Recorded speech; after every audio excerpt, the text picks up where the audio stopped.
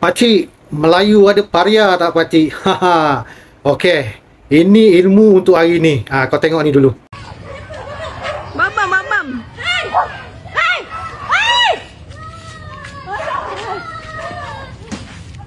Setiap undang-undang yang digubal mesti ada sebab Sebab nak gubal tu dia mesti menang kan.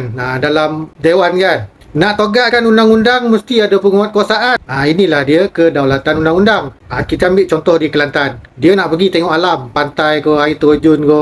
Lepas tu dia buat sampah, dia rosakkan alam. Melayu paria dah tu. Ayolah. Ataupun Melayu seluruh Malaysia ni. Ada yang rogol anak, ada yang mabuk dadah, langgar orang. Semua ada. Paria dah tu. Paria dah tu. Melayu paria lah tu. Tetapi Melayu paria ni dia belum cukup dalit lagi. Sebab kalau dia kono tindakan undang-undang, Melayu tu aku. Tu memang salah dia. Dia tak mengamuk, bunuh bomba, dia tak merusuh depan balai polis, dia tak resis salahkan konspirasi kaum lain. Dia kata ada ni langgar orang sebab dia mabuk ni, sebab Cina lah ni. Jual kereta. Dia tak macam tu. Dia tak boleh tahap macam tu.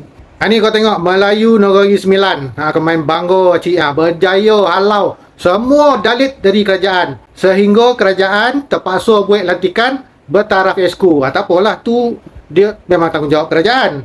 Ada tak dalit menang adun di Negeri Sembilan cik? Ada. Atas tiket Pakatan Harapan. Sebab dibantu oleh undi Melayu paria yo. Dalit paria ni perkauman menghina kau cik? Tak. Dulu acik pun rasa macam tu. Tapi kita jangan percaya naratif pembalit ni. Dalit dan paria adalah istilah akademik. Akademik ni kita ambil dari tamadun India tu sendiri. Kita Muslim tak reka cipta sendiri ni. Tanah Indus tu dia mengakademikkan jenis-jenis manusia dalam tamadun mereka. Dulu kita tak faham. Kemudian nenek moyang kita dah mula faham. Dia posan dalam perumpamaan. Jumpa ular pukul siapa.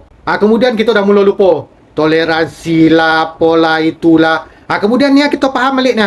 Kita kena posan balik ke anak cucu kita ni. Wakil India dalam kerajaan ni bagaimana nak selesai pakcik? India dia tak semestinya dalit paria. Letak ialah Singh atau Brahmin atau yang Kristian atau yang Muslim. Dia boleh mewakili kaum India. Baru Melayu macam kita ni boleh pertimbangkan untuk undi. Gila apa nak undi dalit? Hindu tu sendiri larang kasta ni masuk kuil. Dah tentu haram hukum Muslim undi bagi kuasa ke dalit paria ni. Kebayangkan nak laksana undang-undang anjing liar pun isytihar orang mau ulul amri. Nak laksanakan undang-undang kuil haram pun dia bunuh bombo. Melayu paria ya undi paria. Guna tiket Pakatan Harapan. Jadi kalau kau nak tahu apakah penjelasannya, kau klik link doket bio Titi ataupun doket profile FB ni ya.